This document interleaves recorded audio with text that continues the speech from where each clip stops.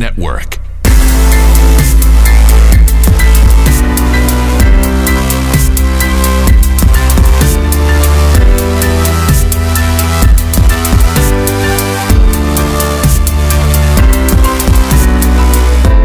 Hello, Mark Capola here with another edition of the Valhalla Movement Podcast, and this week there is a lot going on, and we have a great guest who's written a book recently that has come out. I'm going to tell you all about that in just 10 seconds, but I do want to tell you guys about something we've been working on silently and secretly.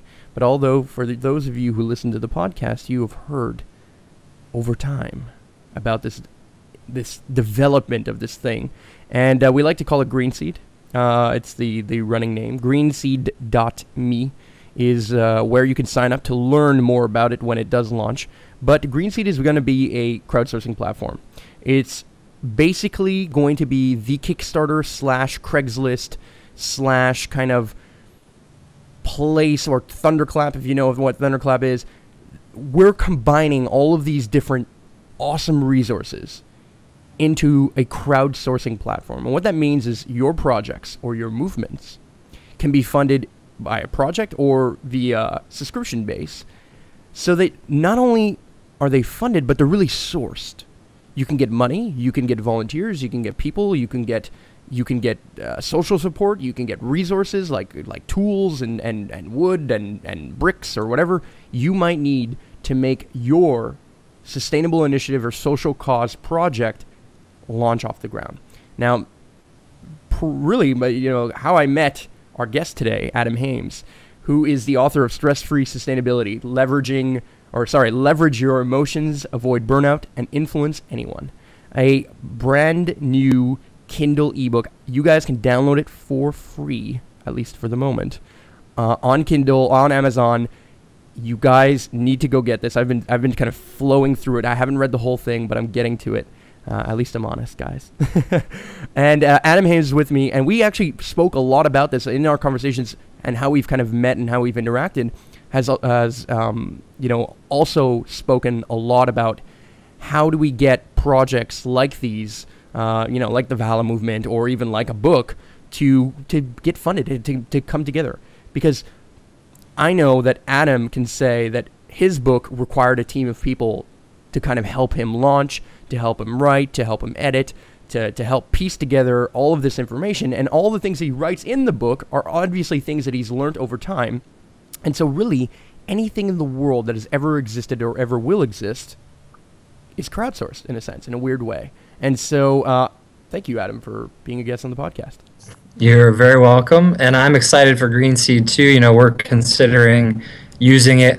We'll get to it in a little bit, but I do a lot of different things, wear a lot of different hats, and Greenseed itself fascinates me, and we've got a project that, if not this one, then I'm sure one of our future projects is going to use your tools, and we're excited for them to come out. Oh man, I wake up on a regular basis because I work with some people who are coding in India to help us on this. Because they're really just they have a bigger team and with bigger infrastructure, and we cannot deal with the enormous amount of work that it takes to just do it in-house here at Valhalla. So we have somebody help us in India, or a group of people really, and we're hiring them, we're paying them good salary, and I wake up, because they're many hours ahead, I have to wake up like at 7, 8 in the morning to get on Skype calls to talk about them, and this morning was one of them, and I really believe it could be a game changer. But enough about Greenseed, enough about me. Please, to the people who are listening, the beautiful, beautiful people of this, Valhalla Movement Podcast listeners who can, like this podcast so more people hear it. Tell them who you are. Tell them how did you become the man who you are? How did you become the author of this book? And dive us into those many hats that you do wear when it comes to sustainability in your life. Perfect. And we just talked recently about the International Sustainability Professionals Conference I'm going to, and you're like, what is that? And that's, I guess, what I am. I like to say I'm a hippie in a suit. I like corporate sustainability programs. I like helping companies change and work on their environmental and social performance. I like shifting and having them realize what a good investment it is, not only for their company, but for their people and for their communities and for the planet. Mm. And I got into, I mean, I'm a consultant today. My day job is I help companies with sustainability. I came out of a specific role as a manager of sustainability for a very large company in Iowa, and all over the Midwest, and for the last 3.5 years. And I left this January to be a consultant. And one of the reasons I left is because I like community work. And I told the company Proximity that I'm with is that I want to be able to do community work as well. So not only am I working on sustainability strategy, but I'm working on large community initiatives. One of those is called A Garden for Every School, and that's the project that we're looking at possibly using green seed for. And that's a great project. Tell me more about that. Yeah, so Garden for Every School. I just came. That's why I'm all decked out in my business wear. Nice and just at a board meeting for Keep Iowa Beautiful. In the shortest amount of time I can say is that we have spent almost a year researching and interviewing and investigating. We know school gardens are really effing amazing. Yeah. Everyone loves them. The impacts are just like, I could sit here all day talking about how amazing they are. In general, we saw, why don't we have more of them? We have 26 school gardens in Greater Des Moines, where I'm from, and we have 300 schools. And so there's a huge gulf of schools that do and don't have gardens. And out of those 26, some of those gardens are really struggling. And so we wanted to find out why and what we could do about it.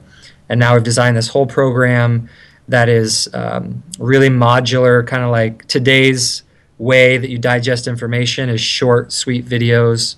And it's a training program for not only teachers, but for the principal has to be involved, the school nutrition manager, the grounds crew, parents, teachers, students. They all take this really easy training that they all have to kind of come together and then put together a garden plan. And that garden plan doubles as a grant application, and that grant application has $1,000 tied to it. But we've actually handpicked the schools and said, you have $1,000 for you, waiting for you. You just have to go through this program, and then we'll help you on the application. And so the amazing thing about it is it's a one-time, we're going to raise $160,000. Over half of that, $87,000, is just for 87 elementary schools. It goes directly to the school. The other portion is for the infrastructure to actually have those training videos housed on a curriculum site. So it's a one-stop shop for school teachers and curriculum and staff and everybody.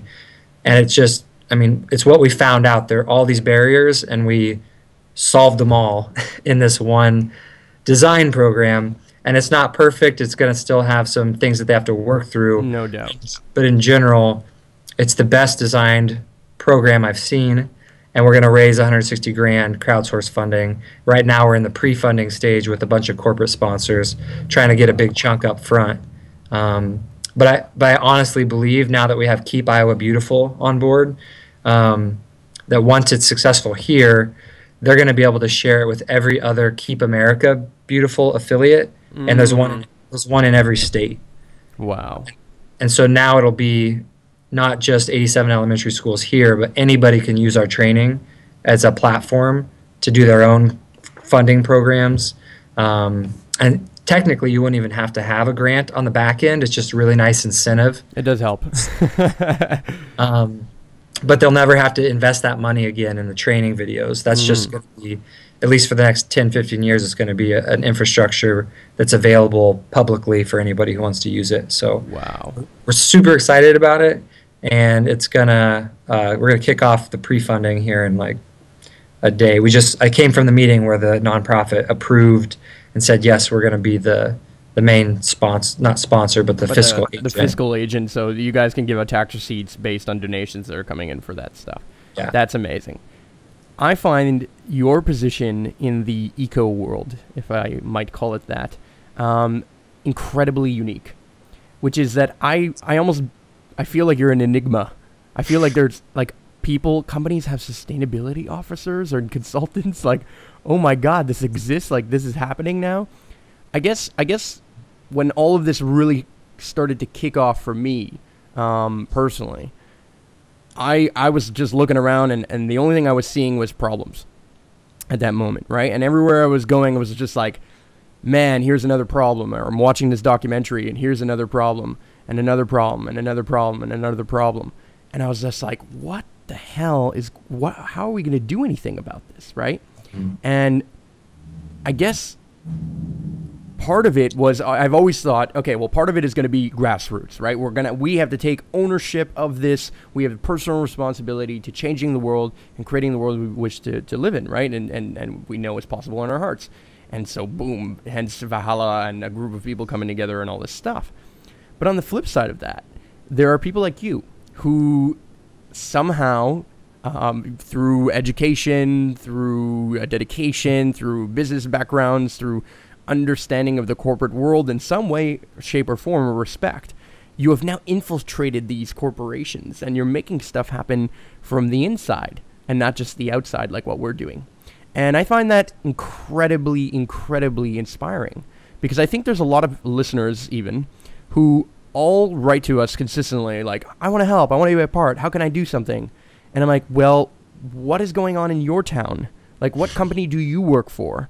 What sustainability suggestions could you suggest to the company you work for, or even for your own self? Like, do you compost yet, or do you do this, or do you do that? Like, have you ever grown a garden? Have you considered attending any green event of any kind in your area? Like, that's what we want people to do more than anything. Okay, yes, will we accept people coming and doing stuff? Sure, to some degree, but we're not. Look, we can't house the world here. We need people like you to go out there and make these changes. And I want to know the story. You told me the surface of what happened here, or who you are, right? Or I guess what you do. But I want to know why you do it. I want to know how did this all unfold? Like, what triggered you caring about sustainability and you working in this field? Is this something you studied, or is it something you basically fell ass backwards into or something, So tell me the story. Yeah, and the book has more stories, and most people have told me they're really personal stories. So, you'll get more if you read the book, but I'll give you the gist, because I came at it very much from the environmental side, and I ended up in corporate sustainability, and now I kind of play both roles. In my spare time, I do community work, but I grew up on a farm in rural Iowa, very conservative Republican family. And I was not really excited when I found out how people felt about being an environmentalist, because it wasn't in my community. It wasn't necessarily the cool thing to be. And so I spent a lot of my youth. I wasn't very vocal. I was kind of quiet and reserved, because I didn't think it was very okay for me to be an environmentalist. But I grew up on a farm. We had horses. It wasn't like a livestock farm where it was slaughtering pigs or raising crops. And so I feel like my parents and my family gave me a very different land ethic that you just don't get if you're raising animals for food or crops for food. It was very clear that there was a right way to treat animals, a wrong way to treat animals, a right way to treat the land, a wrong way to treat the land. And I played outside constantly, and I ran around in the streams and the fence rows of rural Iowa. And the first thing I remember really is they started plowing up and bulldozing in, more and more of the places I love to play as for a few more rows of corn or a few more rows of beans. And it just really pissed me off. As a kid, I was like, those are my childhood memories. And I want my kids to be able to grow up and have those kind of memories. There's nothing beautiful or exciting or adventurous about a bulldozed, strip of dirt that used to be a stream. Yeah. And so that really bothered me. And then I went off to college, and I had the freedom to do what I want and be who I wanted to be. And I kind of flipped full circle the other way and was kind of an arrogant ass to a lot of people, and very loudly shared my opinion on things. And it was very therapeutic, for me to get some things off my chest. And but that was also not a very effective way, I found through time, to cause change. And then I went out When I graduated, I did a number of things, but most of them were seasonal traveling work, doing either environmental education, leadership training, or leading groups outdoors. Mm-hmm. So I was definitely not in the corporate world, but I had a business minor, and I really wanted to run environmental ed programs, basically. And I saw a lot of them, in my opinion, not being run very effectively. And so I kind of decided, hey, I'm going to go back to get my MBA so I can manage things better and I can manage these sustainability programs and like cause, actually make a difference in the world. Mm-hmm. And it was I did do some of that, but in my MBA work, I was introduced to a lot of really amazing companies that I had never heard of doing amazing work, or I had heard of them and didn't know they were doing sustainability work. They And in exist fact, for real. I was like, well, and it wasn't that it was the only thing for me, but all of a sudden I was like, well, that's kind of the thing I want to focus on. If we can't change businesses, I was like you. I was like, what hope is there? If it seems like a pretty amazingly large problem. That how is that ever going to get fixed?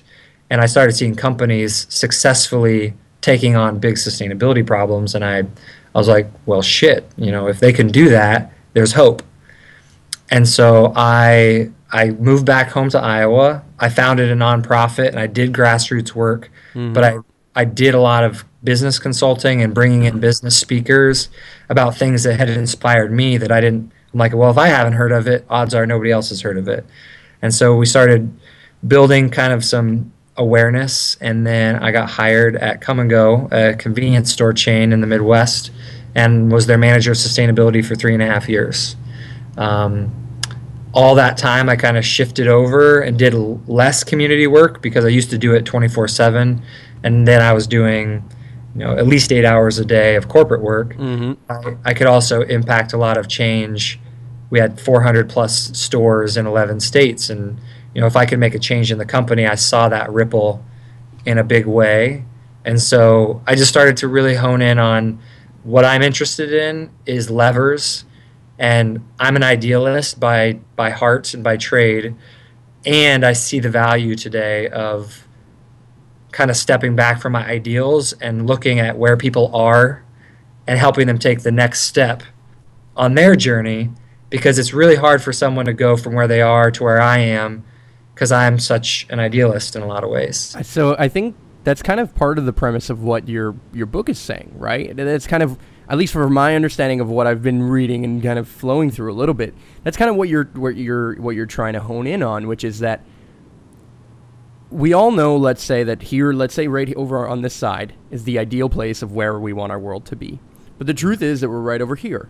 And the only way to get there is that we're going to flow through the growing pains and the all the shit and craziness that it's going to take to get there. Okay? Yeah. And whether we get there or not is another story. But the idea is that we're trying to get here, and really here is probably a moving target as well, so that as we get closer, this gets further, and it's just this constant progression, okay? Whether we're going in the right direction or the wrong direction is not what I'm trying to point out here, okay? What I think is really interesting about your position, what I think is really interesting about you, Adam, is that you're the guy who rationally said, okay, I've done the grassroots thing, I understand it, I fully have these ideals, I still do, but I realize that companies are here, they could be here, and we could save them money, we can make them have less of the stress of what it would, like, what, all this thought about, like, whether, is there going to be a carbon tax, is there going to be this, is it going to be that, like, figuring out all of this stuff could actually be pretty easy, and it actually could make a lot of really good business sense. Like, this could be a big money saver for a large organization to just cut out using some, I don't know, plastic fork or something, or some plastic little piece that all of a sudden they were handing out for some reason. And then just a ripple of that one small change, like you said, when you had 400 plus stores, one key little thing can save thousands of trees, right? Or thousands of streams or whatever. Like, it could save all kinds of what we would consider beautiful natural resources. And so, to me, the position where you're kind of been, where you're doing your hard labor and your work and where you're earning your money and stuff, is coming from a incredibly under talked about position. Like nobody, I've had tons of guests on this podcast, and they all run some version of a website and or some version of an activist or an eco community, econaut we call them, or whatever it is. Like, they're all like these people trying to initiate change very much on the grassroots level. And don't get me wrong, some of them definitely influence corporations and stuff too. But I'm actually personally very interested in going towards that corporate world now. And that to me is what Green Seed is, and we're going to kind of get there. It's like, how can we create real sustainability programs with nonprofits? Whether you believe in them or not is another story, but how do we get more people talking about the issues for real? And then how do we get, not just talking about it, engaging in it? And that to me seems like what your job is, right? You're getting companies to engage in the real life steps, not the leaps, but really the steps that it's going to take to make them move towards sustainability. And I think that, first of all, I have to applaud. Because that is, no, but it's true. That is very, very, very, very unique. But for somebody who listens to this and hears the word consultant, I know they're just like, well, what the fuck does that mean? Like, what the hell are we talking about here? Like, what are you really consulting on? Like, what are some of the things that you're doing on a day-to-day basis? Like, you wake up, so you have a client, and you have to call them, or they have to call you, they email you, or whatever. And what are you doing physically and actively to help them do that? Because I think that if more people understood it, they would join you. Mm-hmm. Well, I'll give you, it changes, but the overall gist and the best way I can explain it is that, from a company standpoint, Enemy of the State, that Will Smith movie where we think corporations are maniac geniuses who know everything, and it's all calculated. Every give them too much credit. And you'd be surprised. Like, look at your own company.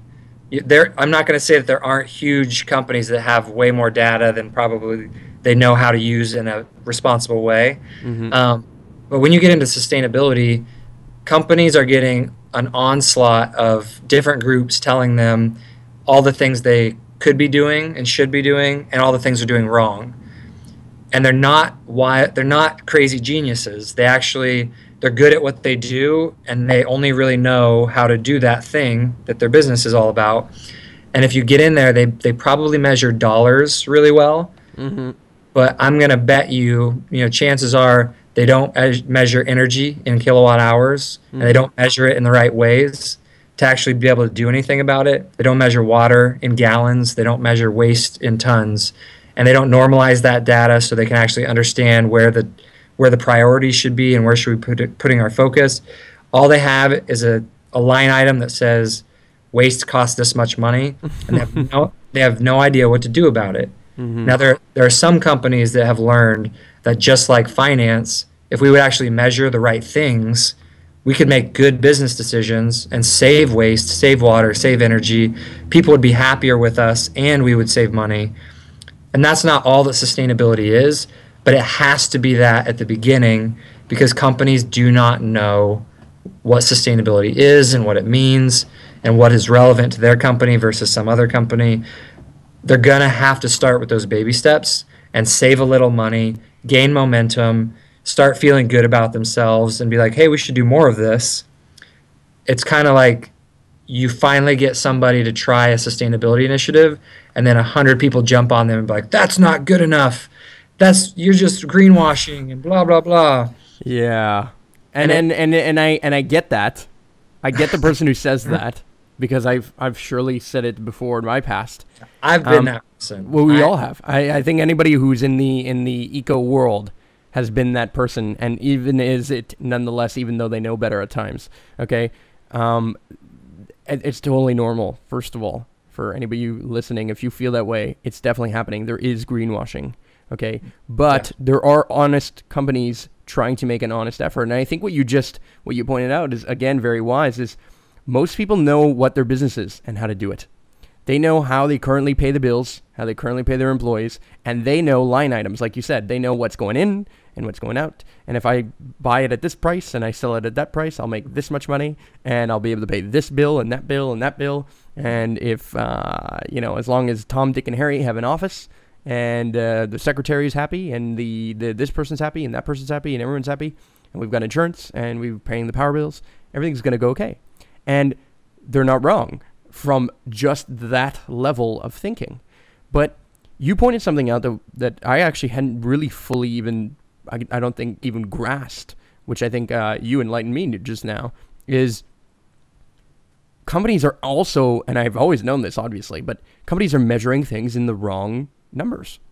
Like they're using the wrong currency, if you will, or digits to measure the real inputs of what their business is and the real outputs and or waste elements of their business, right? Mm-hmm. Where they're losing but off the top, but they don't really realize, and they just feel like, oh, that's the cost of business. And that's because they're calling it a cost and not what it really could be, which is, you know, like you said, water in gallons or energy in kilowatt hours or whatever it is, right? So those are the things that are also inputs to every single business pretty much in the world and most corporate businesses. And those, so from my understanding, those are the things that you have to start changing and shifting. Priority number one, shifting the culture and getting that data and information in front of their face. Is that true?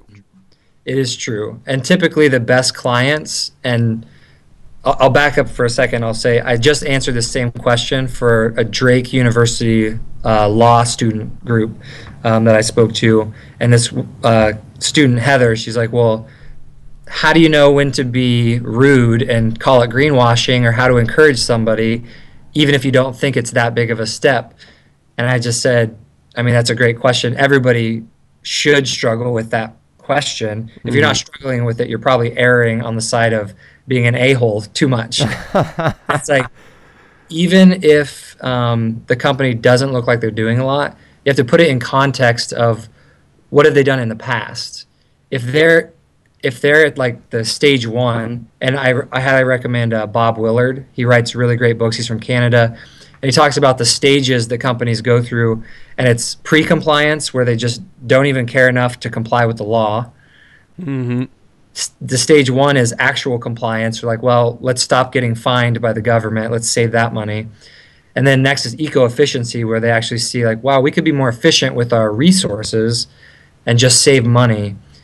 And then they grow beyond that, and they say, well, we could even create new innovative strategies now that we understand energy, water, and waste, and maybe fuel and transportation, like whatever it is, they have to learn.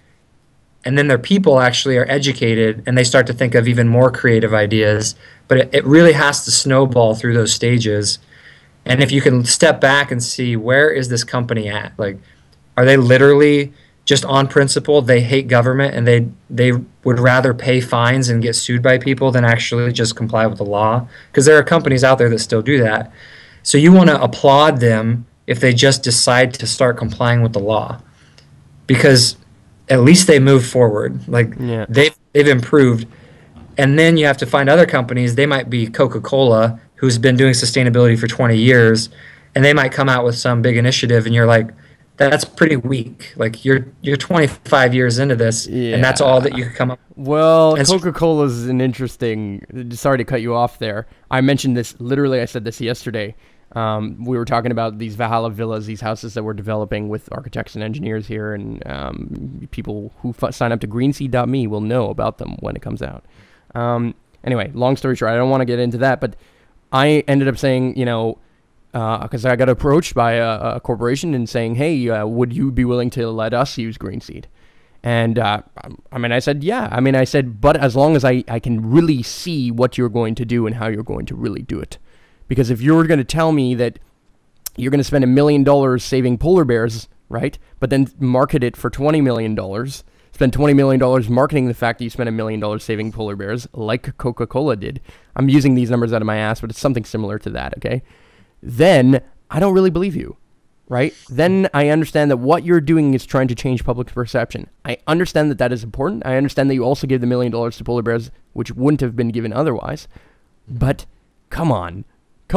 You know what I mean? Like, there's some version of like, I have to, you know, you do have to kind of keep corporations real to some degree, and I think that makes sense. It depends on who they are and what their track record is. And the idea is that if people are progressing in any way, shape, or form, we should always applaud people, because everyone is at a different stage of the game. Mm-hmm. And somebody who's living in America who's probably living a much less sustainable lifestyle than, I don't know, somebody living in even rural Africa, okay, in many ways, believe it or not. We have to applaud the fact that if somebody cuts out a little bit of meat out of their diet, or somebody starts composting, like that's a step. And through those little applauses that we have, and even the applauses that people have given to organizations like Valhalla, that actually encourages us to keep going forward. You know, if we put something out there and everyone just criticized us and hated us and said, that's not fully sustainable, it's like, well, okay, cool. We're trying to get there. Like, you know, we don't have the milling factory to cut down the trees and make all our 2x4s ourselves just yet. We're getting there. You know what I mean? Let's take the time to build reputation, to build alliances, to talk to people. Like, you know, this is brand new for certain individuals, and therefore for certain companies. So anyway, let me let you continue on that. What you said is exactly right, and it's like, it can't be about being right. It has to be about moving forward. Mm-hmm. And if people have to be perfect to get applause or to get encouragement, then I mean, I don't even deserve encouragement. I'm not perfect. Of course. And so it's all about keeping it in context and saying, I'm not applauding you because you're perfect. I'm applauding you because I want you to do more. And that's the reason I'm behaving the way I am. And a lot of people struggle with that, I think, at first, because, you know, it is an idealist thing. Like, you want to have really high standards and you want to apply them equally and fairly to everyone. But it's kind of like, it's not fair to apply jogging standards to everybody, because some people are babies and they can't even crawl yet. So, like, because they're a baby and they're learning to crawl, you applaud when they crawl. And when they start walking, you applaud when they walk, and then when they jog. But it's the same thing with an individual as it is a company. If you look at it in context of, they've never done anything remotely sustainable in their life, and now they're trying something for the first time, probably against their own better judgment, and they're like, this is probably going to fail, but I'm going to give it a shot. And they do it. It's like, good for you. Like, awesome. Like, what can I help with next? Like, do you want to try something else? But in your opinion, have most people who have taken that step been happy with it for the most part? I mean, you consult with numerous organizations.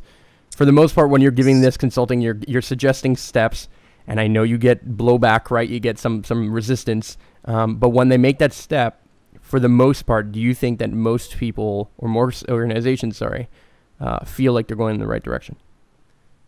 Yes, if they get good advice. There are some people who take just the advice that's given. When I say they're getting an onslaught of people telling them and organizations telling them what they should and shouldn't do, some companies react to that quickly and just try to, like, put out a fire and say, oh yeah, well, guess what? We're going to sign up for this new target or this new goal. And that issue might have nothing to do with who they are as a company. It might be, you know, Coca-Cola, water is a huge issue. Very huge. But if you go talk to some local Des Moines company who doesn't use water in any process whatsoever, they just have a bathroom, and you tell them they should really go out on a limb trying to commit to no water use or something, I mean, they might sign up for it, but it's really not that relevant, and it's probably not in the top 3 most important things they should really be working on. But the company doesn't know that.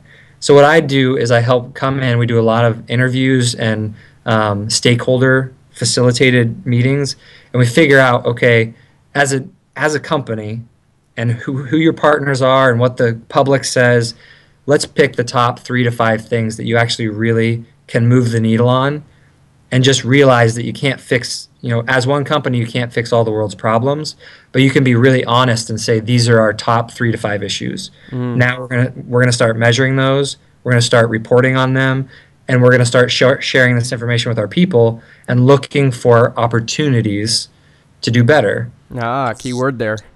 And if you look at that, people start saying, like, yeah, we really believe in measuring things. We didn't realize we weren't. You know, we figured we're a great business. We've been measuring all the right things, but really just been measuring all the dollars and not the units of consumption. And if you go about it in that way, I've never seen someone regret it, because even if they did go take on a project and fail, they did it intentionally, and with some forethought, and they learned something. They're like, wow, we assumed this was going to happen, and we didn't even take into consideration like X, Y, and Z.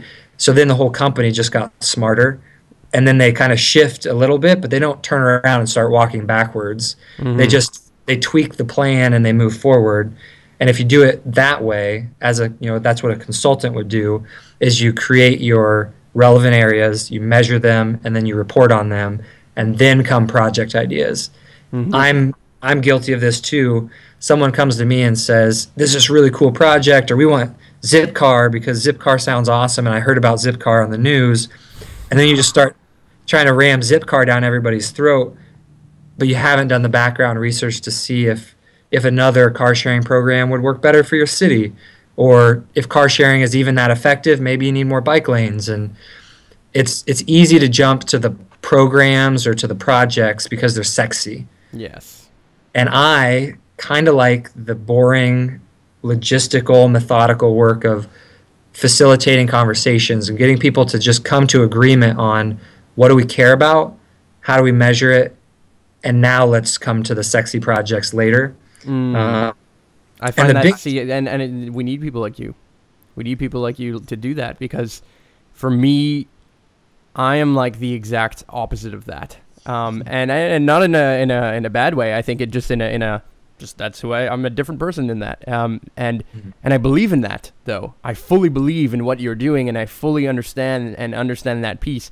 I'm more of like I guess I'm like if I was a consultant, which I am, in some respects, I would, I'm like the kind of guy who's just gonna I'm gonna flick on all the light bulbs in your mind, and then I'm gonna leave you with the right team to do the actual work. That's the kind of guy that I am. You know what I mean? I'm the kind of guy who walks in, and it's, even in your own life, in everything that you do, whether it be waking up and brushing your teeth, things that you do just like clockwork, right?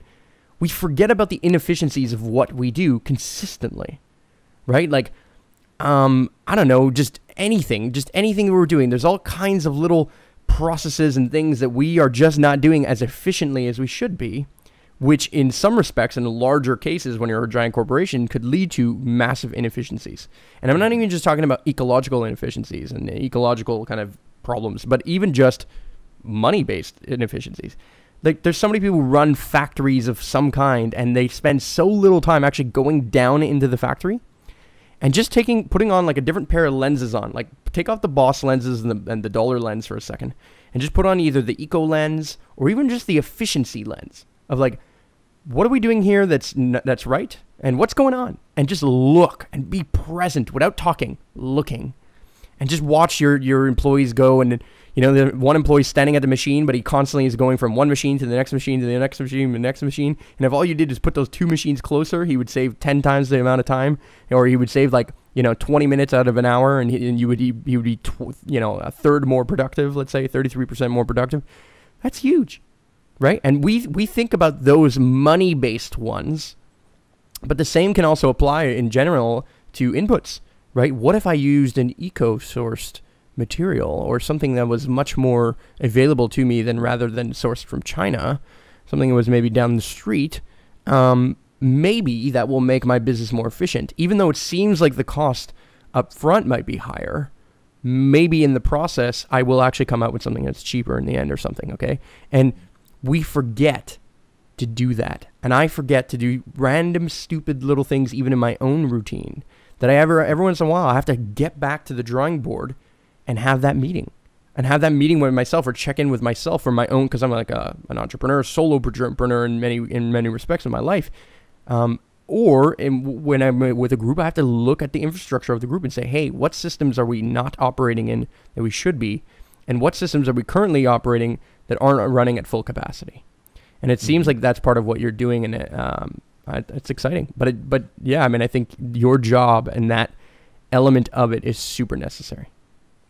And I like what you said is some people, not everyone should do my job. It's because I have a brain that works a certain way. I'm better suited to do certain things, and other people are way better at other things than I am. And I think people like you who are turn on all the light switches.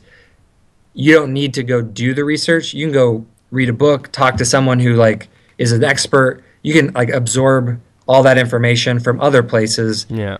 You don't want to go spend your time doing methodical, boring, possibly incredibly boring things. And I have kind of a balance. I have to go back and forth. I have to do community work, but I also like the structured stuff. And I get a lot of people saying, I'm not cut out for that. I'm like, I'm not asking you to do that. Like, Of course, yeah. all you have to do is know, I guess, like I'll kind of jump to the very beginning section of the book where I talk about kind of like my path. Mm-hmm. And the only place I don't want people to be really is like in this, what I call the emotional, like stage one, where you're really just kind of like scared and afraid to say what you think. And I call that like the polar bear. Like you're like a threatened species. When I give it the metaphor, Yeah. I'm like, don't be threatened. And realize that like the next stage is usually I call like a killer bee, where you're an invasive species. Like you're just out there being upset and voicing how you feel no matter what all the time. Yeah. And that can be really effective. And especially like there are greenwashing things, and there are things that need to have like quick responses, and communities stand up for what they need against a big corporation or against a government that's going to try to do something. You need an aggressive response. Mm-hmm. Usually, that I tell people, if you look at after the fact, those killer bee swarms were led by someone who was very methodical and planned out. Like they get someone to organize them, and that's critical because you can't just be angry. Yeah. You have to be purposeful and get a good strategy, and then get a ton of people behind it. And there's plenty of people who get angry and don't actually accomplish anything, or proud. Like pride is kind of another one that's on the cusp of being positive, but it blinds us sometimes from actually doing Yeah. accomplishing what we want to accomplish. And then the last one, what I call it, is like a sea otter, and it's a keystone. They're kind of boring. Some people like them. They think they're playful, they're cute, but they don't get a lot of attention.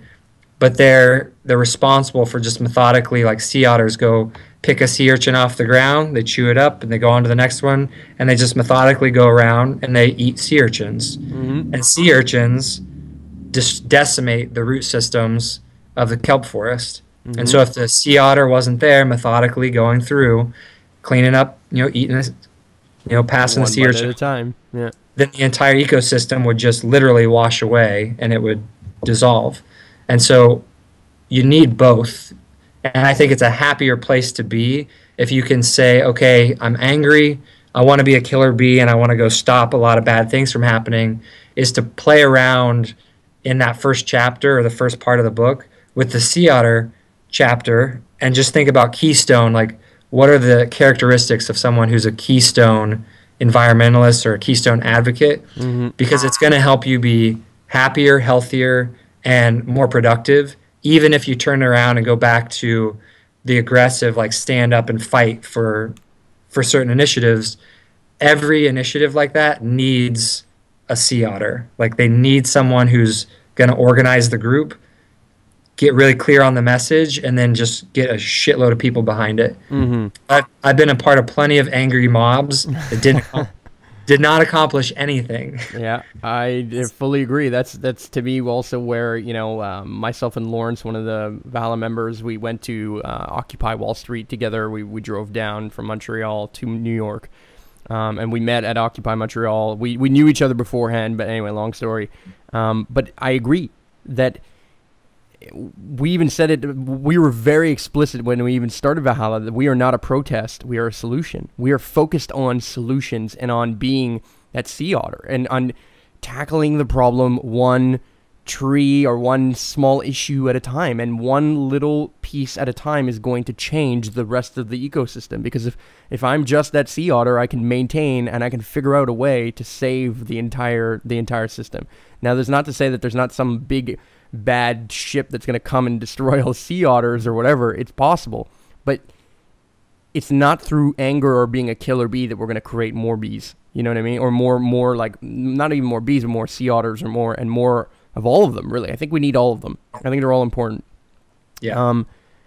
And I think about it, and I can't stop thinking. I'm sure you saw the headline last night or today or whatever about how China and the U.S. Released this new kind of plan by 2025 in the U.S.'s case, kind of in 2030 in China's case, of like how they're going to reduce their carbon emissions, right, and how they're going to combat global warming and stuff.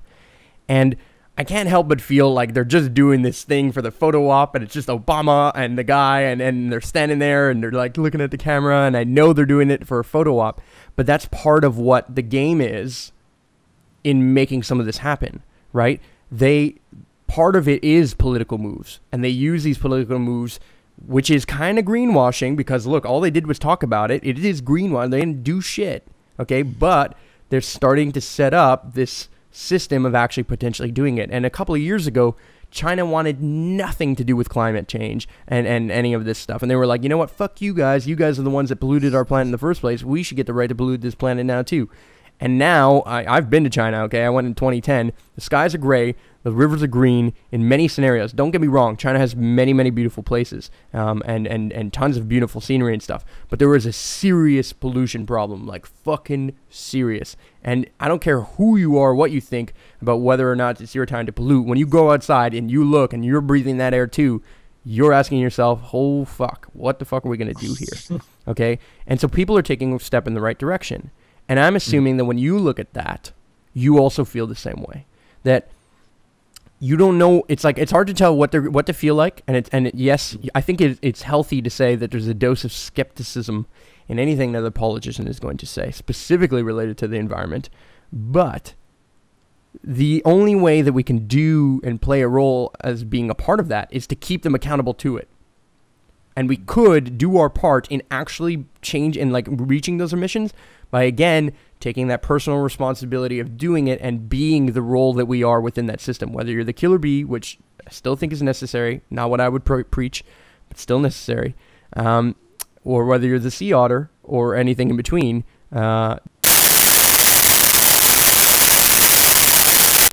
Some of the roles, including yours, like the sea otter, create the real ecosystem for everyone else. They're kind of like catalyst positions, right? Where you guys are laying the infrastructure for what can then be built upon, right? It's the keystone or the foundation, if you will, of what now can become the growing platform of sustainability conscious for any corporation or any individual or whatever it is. Yeah, and I like that. It's a good fit for me. It's going back to the Garden for Every School program. We're really creating a backbone, like an infrastructure. We're only going to fund 87 gardens, but I envision that thousands of school gardens are going to start just because we were able to produce something that other people can then use and as a platform. And so it's really, I like what you said, infrastructure. It's like facilitating a culture or facilitating an environment where people can step up and do more things. I mean, the reason I like the book, there's a lot of sustainability books out there, and I was like, a lot of them are the same. They're all good. But I didn't see anybody writing about how emotional it is to like actually have to do the stuff on a day-to-day basis. And I got friends who I love to death, and they're quitting because they're just frustrated, and they're like, I'm gonna go get my real estate license because this is, I'm gonna have an aneurysm. Yeah. And it's sad for me to see that. And so I just thought, well, a book might make a difference. Like if I could tell people the things that have made a difference in my life and then back it up with research and like show them other stories of other people like them, and here's, if you're working on something, you're frustrated, think about this. Like this is going to help you change your approach, change the way you look at it, change the way you feel about how you're working on the sustainability issue of your choice. That book itself, in technical terms, it's worse for the environment. I killed trees to make a book. But I believe that if a book can go change people's minds and suddenly you feel unstuck, and whatever it is you care about, whether it's water or indentured servitude or global warming or social issues in your community, if you care about something and you're burning out, I'm sad. Like, I want people who care and who are advocates for anything to keep advocating for it and to be successful. And I want to help those people like overcome whatever barriers are there for them. And so that's, I mean, that's just one thing that I feel like, great, that'll have a ripple effect. Now I'll go do something else, have another ripple effect. And I like stuff like that. And people in their communities, I mean, you asked how I felt about China. I give them the benefit of the doubt. I think policy is very critical. I hate working in policy because in my mind, 4 years from now, that policy could easily change and go away. Yeah. So I want to like take that opportunity. If that Chinese agreement gives people hope, keep holding us to the fire. Like keep doing more in your community. Like use it as a spark to get something started in your community that you can actually see and touch.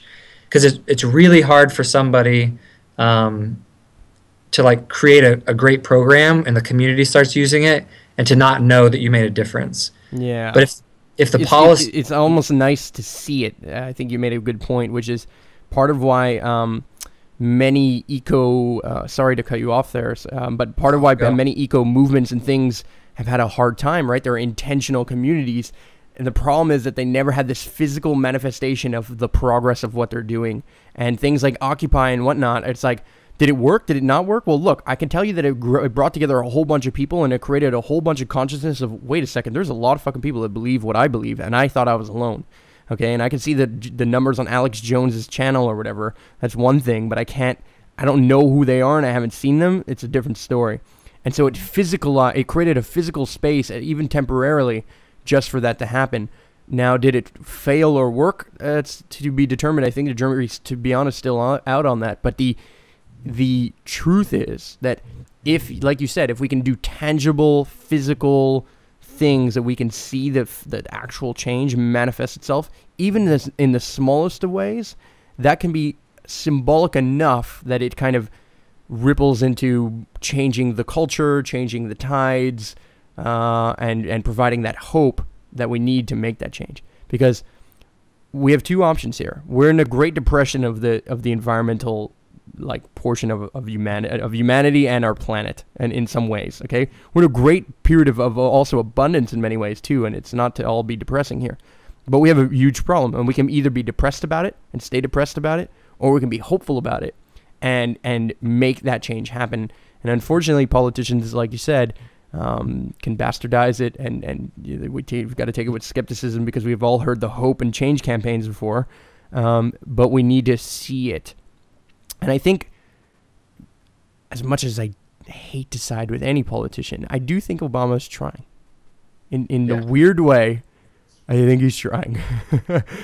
I will not fault. I think he's trying. I tend to just stay out of politics. I liked him. I voted for Obama. I'm not afraid to say it. I was not excited about the other alternatives, and I was excited about Ron Paul, though. I'll tell you that much. And so for me, I mean, I'll show my nerd side is like V for Vendetta, one of my favorite movies of all time. You know, I don't advocate blowing up buildings, but he gives you a little spiel, and he's like, you know, the building is a symbol, and symbols are given meaning by people, and if enough people believe in it, then you can change the world by blowing up a building. And I would flip it around and say anything physical can become a symbol. Like a garden in your community can become a symbol of prosperous and like people who care and pride. A new car sharing program can become a symbol that something's shifting, and you need physical, tangible things that people attribute meaning to, and that meaning is that our community's changing, like things are getting better. We care about these things. We're this kind of a community, and without those physical, real things in your community, without those symbols and that meaning, with enough people believing in them, you can't change a neighborhood. And if you can't change a neighborhood, you can't change a city. And if you can't change a city, you can't change the country. And if you can't change the country, you can't change the world. So if you start with your neighborhood, and if that's too much, start with your house. But I encourage everybody to work their way up. Like, get good at the home stuff, then start working at the neighborhood association level. If you're successful there, go do some city council, something at the city. If you're successful there, shit, try it at the state level. Because you Just like a need, corporation, start small, make your way. yeah, Hmm. start in So your I have department. this, yeah, absolutely. I have this theory, and I want to say it right before I'm going to let you tell people where they can go and download the book, or where they can learn more about you and what you're doing and how they can follow. And I'm going to put all these links in the description and stuff, of course. But the idea is, I've always thought about, when I thought about Occupy and stuff, I thought about people are really trying to wage war against things like Wall Street, or against corruption, or against all of these things. And I always thought, what is the first way of waging war? And most people's answer to that is pick up a gun and go and fight it, right? And really, although that kind of works, I guess, not really. I don't think it's ever really worked. The real way that they start a war, however, is actually through propaganda, right? It's by painting the person as a symbol of the enemy, right? Terrorist. We're going to go to terrorists and weapons of mass destruction and terrorists. And then we fight the war on terror. That's how the war on terror develops. The same can also apply on the positive side of things, which is change, hope, what I call eco-propaganda in a sense. We can create the eco-propaganda that we see when we're driving down on the street on our own crescent, or on our own neighborhoods, or we can create that eco-propaganda on a bigger and bigger level. You can create that eco-propaganda via books or whatever it is.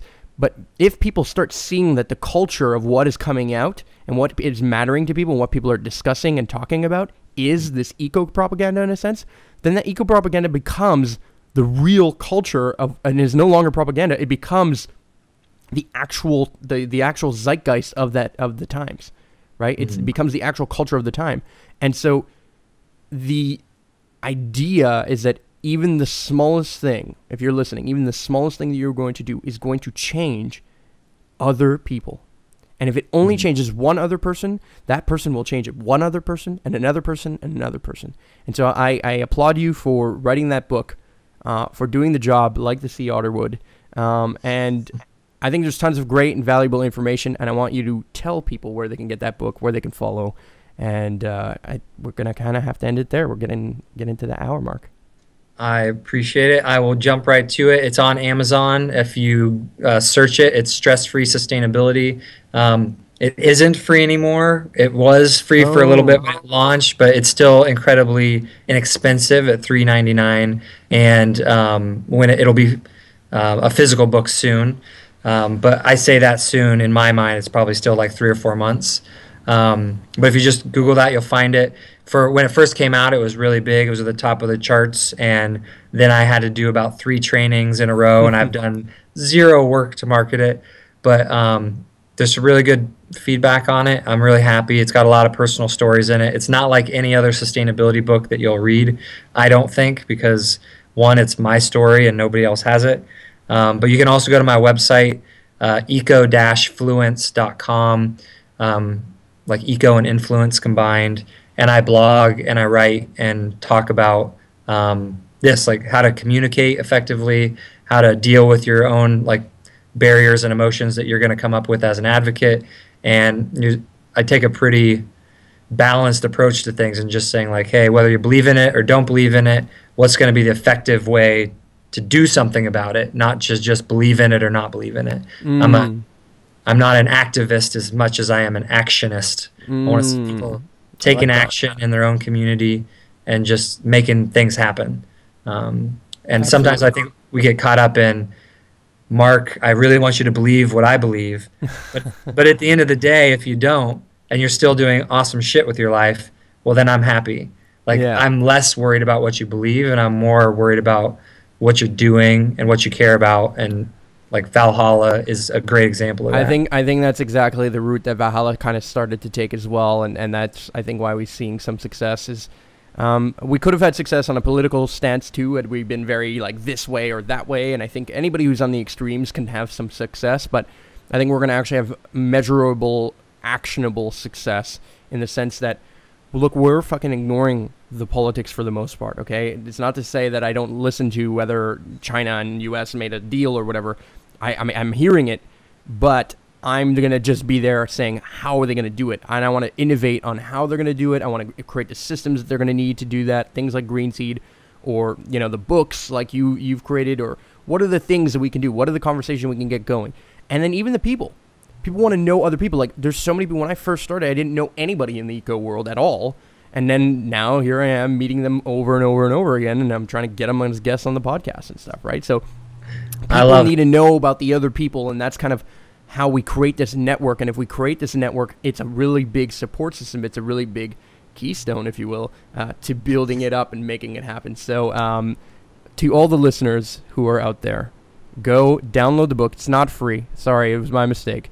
It is cheap, though, and it's totally worth it. Come on, guys. $4, and you guys can get a whole dose of awesome information in your hands, or in your minds, really.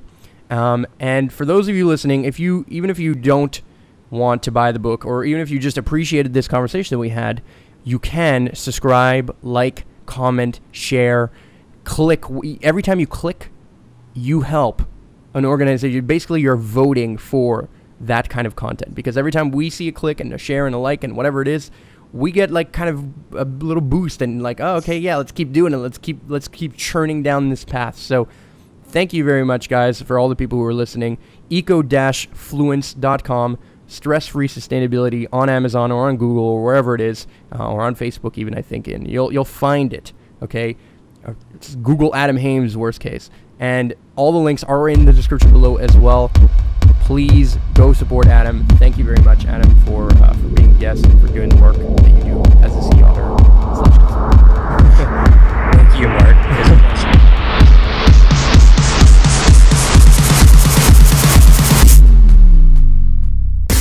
Thanks for listening. Be sure to subscribe to the podcast on iTunes, and don't forget to rate and leave a comment.